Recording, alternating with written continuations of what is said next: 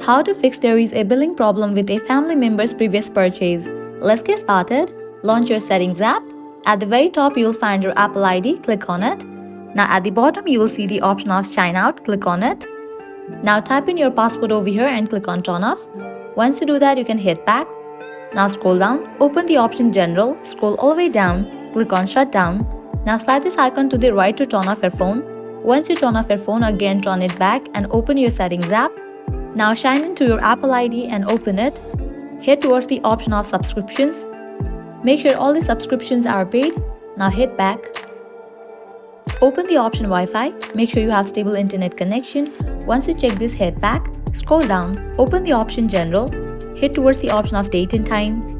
Make sure you have toggle on for the option of Set Automatically. Now hit back. Head towards the option of VPN and Device Management. Make sure you are not connected to any VPN. Head back. Open the option Software Update. If any updates are available for your device, just update your phone software to its latest version. Head back.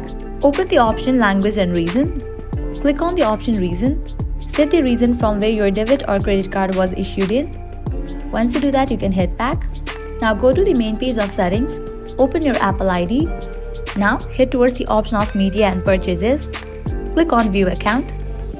Now open this option Manage Payments. Check your payment details. Applying all these solutions, you will be good to go. Your problem will be fixed. So this is how you can fix there is a billing problem with a family member's previous purchase. If this video was helpful, don't forget to like, share and subscribe. Thank you.